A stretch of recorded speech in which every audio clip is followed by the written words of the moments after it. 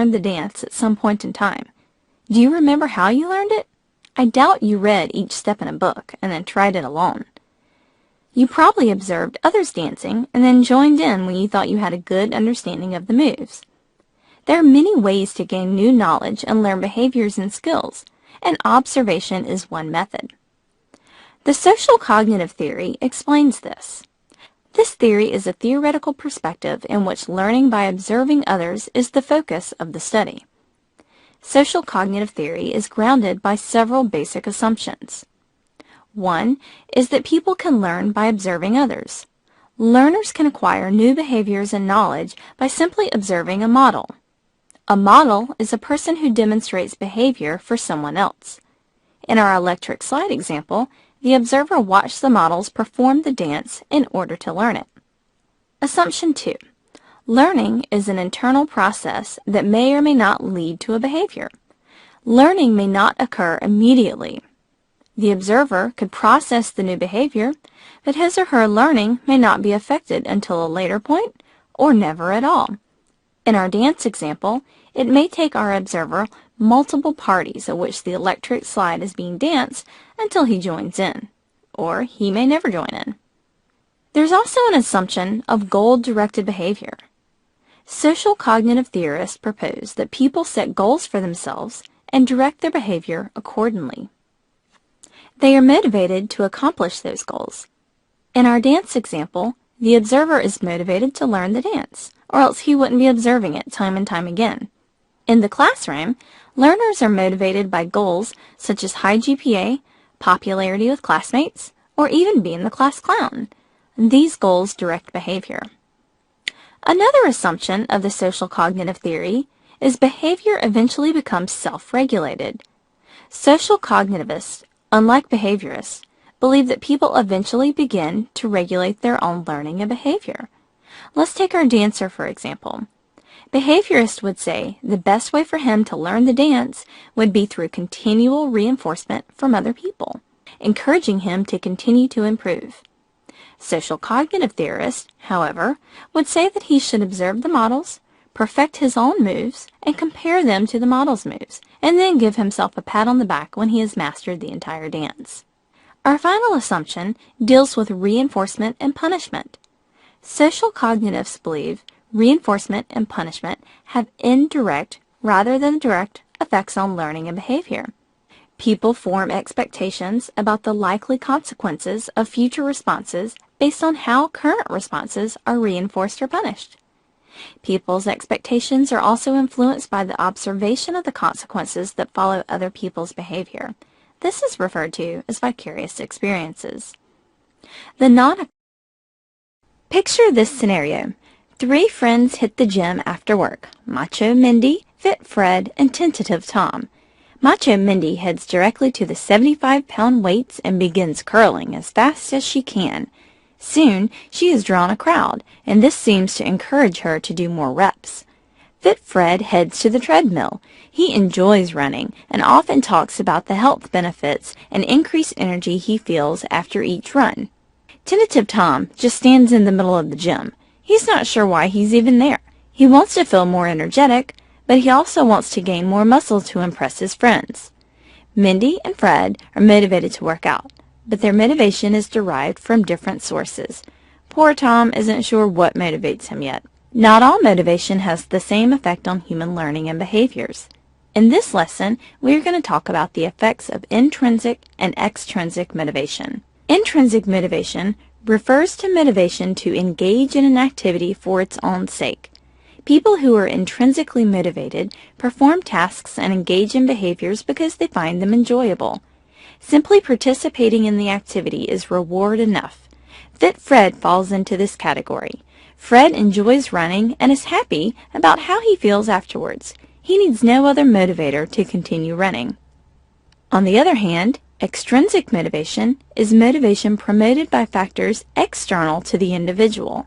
Individuals who are extrinsically motivated work on tasks because they believe the participation will result in desirable outcomes such as a reward or praise.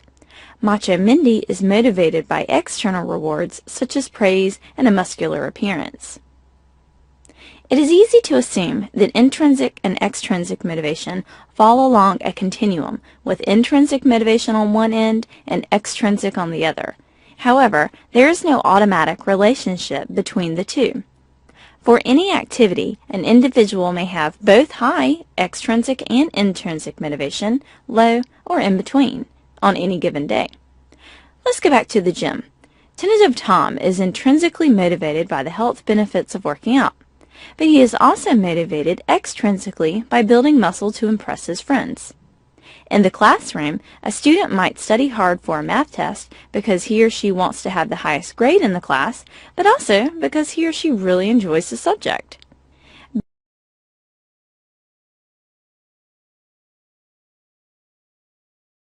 An F? How could I make an F?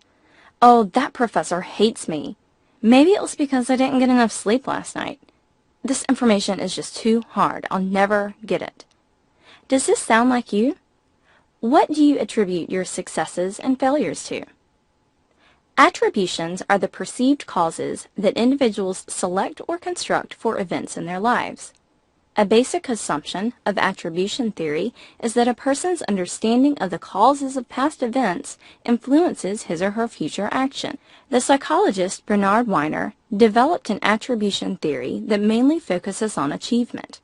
According to Weiner, the most important factors affecting attributions are ability, effort, task difficulty, and luck. He classified attributions along three causal dimensions. First is locus of control, where there are two poles, an internal locus versus an external locus. Next is stability. Do causes change over time or not? And finally, controllability. Do causes one can control, such as skills, versus causes one cannot control, such as luck and others' actions? There's a lot of information here, so let's take it dimension by dimension. Stability refers to how likely the probability of causes changes over time. For example, Allison failed her math test, but she attributed this failure to lack of sleep the night before. Allison might consider this situation unstable because the attributed cause, fatigue, would likely change in the future. Stability is directly related to one's expectancy for success. Next, let's look at locus of control. This refers to one's belief that his or her behavior is guided by external factors such as luck, fate, etc., or internal factors such as ability and effort. The importance of an attribution that is internal, for example, is the influence on self-esteem. Success attributed to an internal cause, or the person, is a source of pride. However, failure attributed to an internal cause is a source of disappointment. Success attributed to ability and/or effort is a source of pride because both ability and effort are internal attributions. The final dimension: does the person have little control over the situation, or is the situation in their control? Control influences one's affect, or feeling or emotion towards the situation or behavior. Allison failed her test, but feels like the teacher is against her and tries to make the test too hard.